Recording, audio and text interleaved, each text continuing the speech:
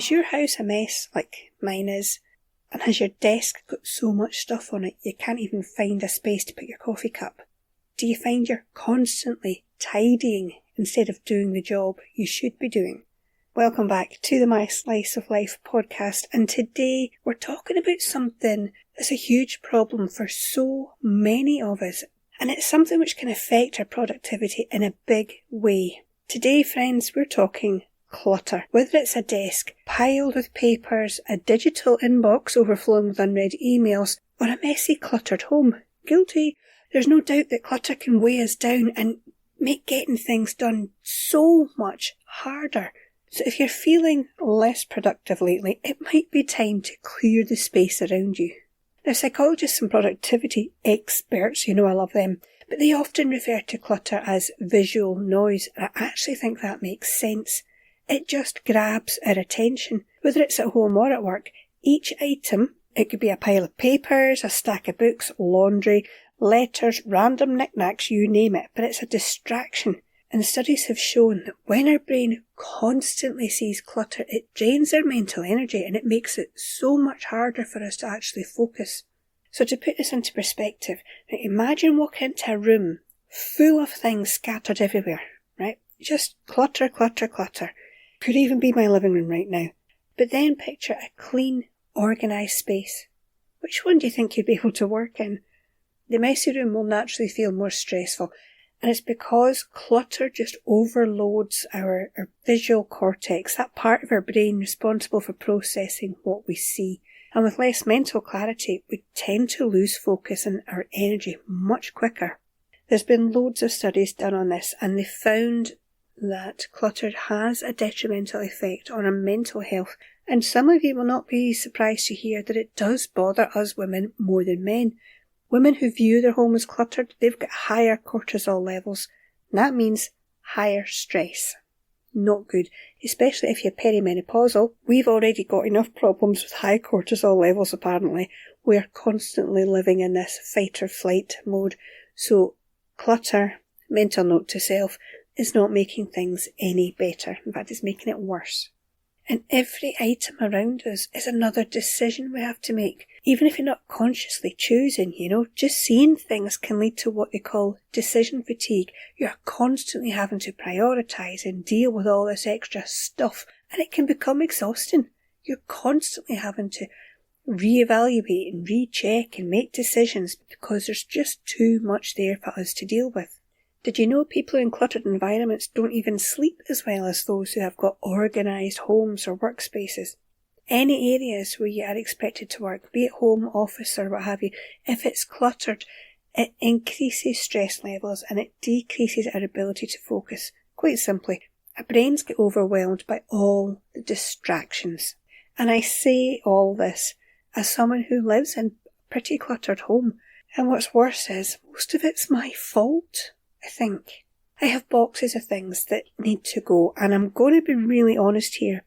I'm going to try and sell them. There. I've said it.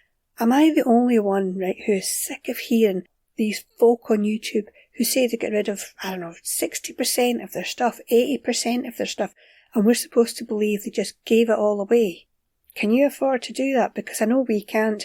And yeah, we've donated a lot so far. But these boxes sit there with stuff in them which I'm confident I could get a couple of quid for. But that takes time, doesn't it? To take the photos, do the ads and so on. I'm still planning on doing it, so I can't just chuck it out. Sorry, I can't afford to just throw away 80% of our stuff. And a lot of the clutter here, it isn't really my stuff. It's old things, it's clothes that don't fit, toys, that aren't wanted, books, DVDs and so on and on. But I'm the one who deals with all that. And I'm the one with too many demands on my time, so the boxes sit a while longer. And yes, they do stress me out. I actually try to walk about half the time with blinkers on. I don't know if you do the same thing. You're walking around your room, you know where the problem spots are, so you just kind of put a blinker on and don't even look at it. Not good. Not a good idea. So we know clutter stresses us out. It overloads our brains. We can't focus, our sleep is affected, and so on. But clutter doesn't just mean physical stuff. It can also be digital or even mental. So let's break these down just a little more and see how they affect our productivity as well. Now, the first one I've talked a little about, that's physical clutter, probably the most obvious form. Stuff like your paperwork, extra furniture even, piles of laundry, or even just rubbish which no one has bothered to pick up. And while I've discussed some of the problems that clutter can cause us, it's, this physical clutter, it can lead to an actual physical barrier to productivity.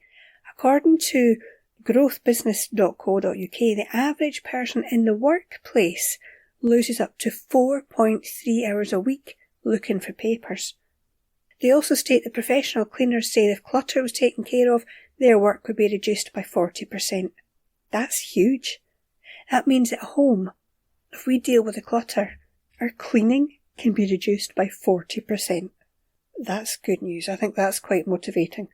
And I'm seeing those kind of statistics on a lot of sites. We are losing days looking for things. I know I do it at home as well. I'll put things down. I lost a receipt a couple of days ago. I was needing it to find out, because I had to take something back, blah, blah, blah. I spent ages looking for the damn thing. We spend a lot of time looking for stuff in our piles of clutter. The next type of clutter I want to mention is digital clutter. Not something I've really thought much about until recently. And here I'm talking about all those unread emails, the desktop files and open tabs. And again, I am very guilty here. I just sorted out my desktop the other day and already I've got new files scattered all over it. I try to have my folders all set up. I try not to have too many, but I'm constantly downloading the things. Oh, there's a nice picture. Oh, there's a document. Oh, there's a recipe. I'm constantly doing it. And my email inbox is a nightmare. I sign up to all sorts of sites. Herbal remedies? Yes, please. Homeschool ideas? Oh, I'll have that.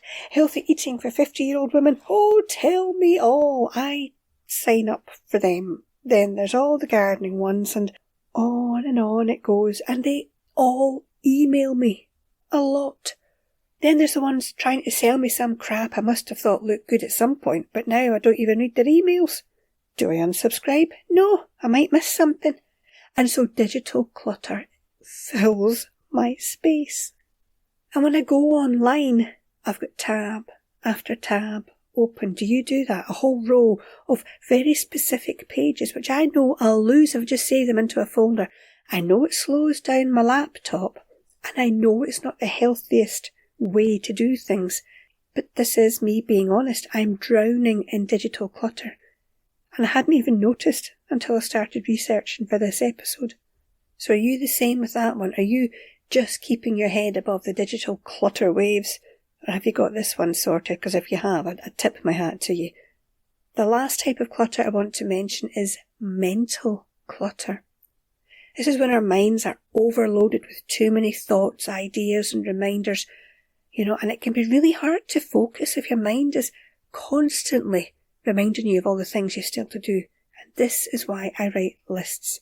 I know not everyone likes the idea, but for me, getting it out of my head is so helpful. And I'm a paper person. I need to be able to physically draw a line through when I've done the task. And I find it works for me. I know they say we get a wee dopamine hit, don't we, when we put our line through the task. I like that. Yes, and maybe it is my little dopamine hit. I'll take it. Don't take that away from me. But if you're finding you have a constant stream of jobs going through your head, maybe this would work for you. Make a list or get a planner.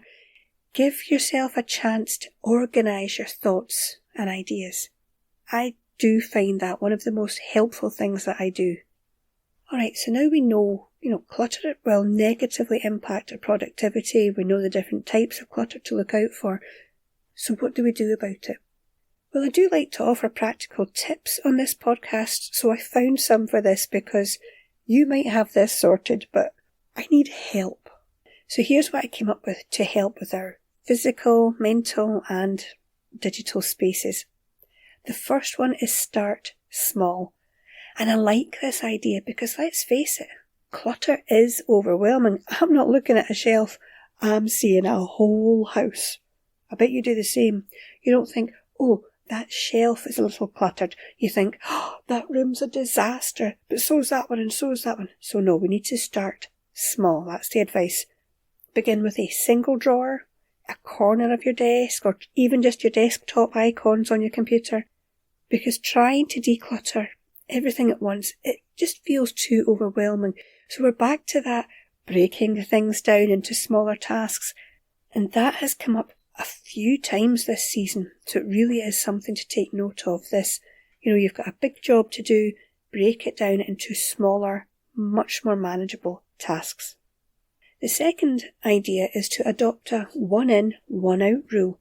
So for every new item you bring into your space, you take one out. Bought a new dress? Well, take one old thing out your wardrobe. And this is to help maintain a balance and stop things from getting out of control. It's easy to say just don't buy anything, but I don't think that's very realistic, so one in, one out makes much more sense. So number 3 on the list is regular digital decluttering, and this is one I like the sound of because it really does sound doable. Set aside 15 minutes each week to clean out emails, organise the files and delete anything you don't need. I mean, that sounds like something we can do, doesn't it? Pick a day, pick a time and put it in your diary so it isn't forgotten about. And this is one I am going to do. I did make a start a few days ago, but I need to keep consistent with this one to stay on top of it. I did have a really good clear out, like I said, but is this consistency? Because I think, I do it once and I'm done. Obviously not. So that's a good wee reminder for me. 15 minutes a week. I can do that. I'm here anyway. I can do that. Now we come to my favourite rule, if I can put that in inverted commas, that I've come across doing this entire season. The 2-minute rule. If a task takes less than 2 minutes to do, just do it. Do it immediately. And this is another one that keeps coming up through the season. I really like it. And I've been doing it now for about a month. And it really helps. I've caught myself putting things down and actually stopping and thinking, just put it away properly. It'll take a minute. This has helped me keep certain areas under control, especially in the kitchen actually, which is where I've used this one the most. The 2-minute rule helps keep clutter under control by tackling those little small jobs before they snowball and become a nightmare, because we do not want any more of that. Next up is creating a system for all those loose papers. You need some sort of system for all those papers that come into your house, and I'm not too bad at this one. I've got a tray on the table I work at and eat at, and it's on one side, and I go through it on a pretty regular basis and file the things away. I actually do. I have a row of folders which are for things like bills and financial stuff, recipes, herbal information and so on, and gardening. I have a lot of folders on gardening. Oh, and craft. A lot of folders on craft stuff, patterns and things. But I can find exactly what I want, and I know where everything is. As I'm saying that, I'm starting to think that maybe I'm not as disorganised as I thought it was, because I do have some areas that work well. I just never realised that before. My wee filing system in the corner does definitely work. I still have a way to go with my decluttering, and by doing this podcast season, I am finding some ways which are helping me to deal with things a little better. I'm actually more motivated to deal with it. But once we have decluttered, how do we keep the clutter from creeping back? Have you thought of that? How do we actually get on top of this permanently? Well, I found there's a few tips to help us maintain a clutter-free space long term, because I did realise that if I finally get on top of this, I'm going to need some sort of system to stay on top of it. And the first one I found is really simple. It's just a daily tidy up. This can be done in a couple of ways. At work, for example, spend 5 minutes at the end of the day to organise your workspace. When I worked in a hospital, I actually, thinking back, I did actually clear my desk space every single day, and I hadn't thought of that. I put everything away, so when I came in the next day, it was basically a diary and a pen sitting right there. I was ready. So yes, organise your workspace. And if you're like me and you're at home pretty much all the time, things like putting the dishes away before you go to bed, making sure there's no clothes or just rubbish lying around, just that 5 or 10 minutes can make all the difference. And again, this is another one, I've been trying to get into that habit of it. I'm not quite there yet, because sometimes I'm just so tired I just stumble up to bed. But I'm going to try that. 5 or 10 minutes at the end of the day, quick tidy up. So at least I don't have as much to deal with tomorrow. This tomorrow Sharon will be very grateful for the today Sharon for doing that 5 or 10 minutes to clean up a little bit. What about a weekly declutter and review session? Spending a few minutes every week to declutter and review your space. I think that could be helpful. Remember, this is after the main decluttering, so this is about maintenance, making sure everything stays on the rails and we do not end up back at square one. It's a time to clear out what you don't need and get ready for the week ahead. We should be making this a regular thing from now on. So once we've actually got on top of the clutter, we have this weekly session where we just a quick scan, what needs to be taken care of, am I staying on top of the decluttering, that kind of thing, so it doesn't build up again. And the last long-term tip I want to mention is being mindful of purchases and even downloads. We need to be more aware of what comes into our space. Talking to myself here again, folks, as I know I can be a real impulse buyer. I'm trying to stop it, I really am, and by being more aware of what I'm bringing in, it will help prevent clutter from building up again once I get on top of it. So the next time you're out shopping or surfing around online, ask yourself, and I'll be asking myself, do you really need it? Not so much when you've got a list, if you're going around the shop, or even online and you've got your list, you're working your way through it. It's these impulse buys that add up. So before we grab that, that looks nice, I could make use of that, I'm sure I could do something with this. Stop. Think. Do you really need it? I am taking note of that one. I promise.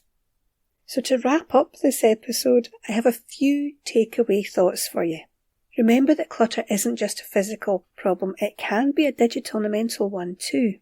And reducing clutter can enhance your focus, boost your efficiency, create a space that inspires productivity rather than drains it. Start small, be consistent, and make a commitment to keep things organised. What have you got to lose, really? What have you got to lose? Stress, poor sleep, distraction, depression, clouded thinking, and that's just for starters. Yeah, I think it's worth giving this one a go. And now I think I really need to go spend some time decluttering and getting those boxes dealt with once and for all. I need to stop putting it off. We did procrastination before. I have the tools. I have no excuse. I need to do it. If you have found today's episode helpful, please subscribe and share it with anyone who could benefit from a little more productivity in their lives. It's all these small changes, like reducing clutter, which can make such a big difference in our everyday lives. And I hope you'll join me next week when I'll be back with more ideas to help us all get productive. But until then, you take care of your wee self.